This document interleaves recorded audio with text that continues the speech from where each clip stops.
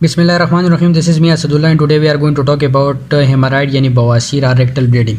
Basically ये होता है कि जो रेक्टम होते हैं या एनस, इसके जो अंदरूनी ब्लड वेसल होते हैं, इसके ऊपर जब प्रेशर बढ़ जाते हैं तो ये पुल जाते हैं और एनलार्ज हो जाते हैं, स्वेलिंग करते हैं और इससे ब्लीडिंग शुरू हो जाती है, जिसको हेमराइड या बवासीर या पिल कहा जाते हैं। इसके 4 स्टेजेस होते हैं। फर्स्ट स्टेज जो होते हैं, फर्स्ट स्टेज में ये पेनलेस होते हैं और इसमें सिर्फ ब्लीडिंग होते हैं। सेकंड स्टेज में ब्लीडिंग भी होते हैं और इसके साथ जो पिल्स बनी होते हैं डिफिकेशन के दौरान यानी स्टूल पास करने के दौरान ये बाहर की तरफ आते हैं और ख़ुद ब खुद फिर अंदर ही जाते हैं।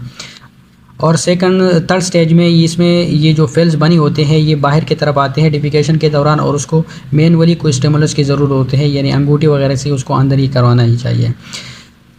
फोर्थ स्टेज में ये होता है कि इसमें बिल्कुल परमानेंट ये बाहर की तरफ होते हैं और ये अंदर ही नहीं जाते हैं। इसके साइन सिम्पटम बवासीर या हेमराइड की होता है कि ये ज़्यादातर जो है ना मल्टी डायमेंशन डिजीज़ होते हैं। इसमें डिफिकेशन के बाद मरीज़ को ब्लीडिंग होते हैं और जो पाखाने की जगह है वहाँ पे इरिटेशन और दर्द और ख़ारिश वगैरह ये होता है।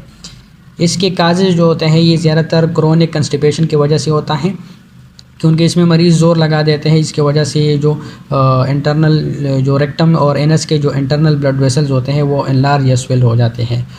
ये इरेक्ट पोजीशन की वजह से भी होते हैं। वो लोग जो ज़्यादा खड़े रहते हैं या वो लोग जो ज़्यादा बैठ करके काम कर देते हैं, इसकी वजह से भी एब्डामेन में प्रेशर आते हैं और इसकी वजह से ये हेमराइड यानी हो सकता है। फिर उसके ट्रीटमेंट की तरफ हम आते हैं तो इसमें सिप्रोफ्लोक्सासिन देते हैं, यानी एंटीबायोटिक देते हैं ताकि उसको कोई सेकेंडरी इन्फेक्शन वगैरह ना हो जाए। और लेक्टोलोज यानी स्टूल सॉफ्टनर देते हैं, क्योंकि हमने काजेज़ में पढ़ा कि ये कंस्टिपेशन की वजह से होता है, तो इसलिए उसको हम लेक्टोलोज या लेक्सेटिव ड्रग्स देते हैं ताकि उसके जो स्टूल वगैरह वो सॉफ्ट हो जाए। और इसके साथ साथ अगर इरिटेशन होते हैं, दर्द होते हैं, तो इसका हम लेग्नोकेन टॉपिकली देते हैं और प्रोक्टोलॉग आइंटमेंट लगाते हैं या क्रीम लगा देते हैं।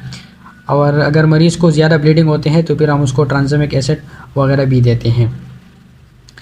फिर अगर ये थेरेपी से सही नहीं हो जाते हैं तो फिर एक अच्छी और क्वालिफाइड डॉक्टर से हम उसके हेमराइडेक्टोमी करवा देते हैं।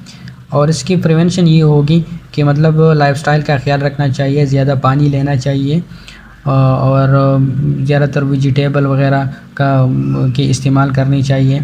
यानी मतलब ये है कि पेट भर के खाना चाहिए ताकि उसको कंस्टिपेशन वगैरह की कोई इश्यूज़ वगैरह ना आ जाए, क्योंकि ये ज़्यादातर कंस्टिपेशन की वजह से ये डेवलप भी होते हैं और शिद्दत की तरफ से भी जो है ना ये कंस्टिपेशन की वजह से जा सकता है।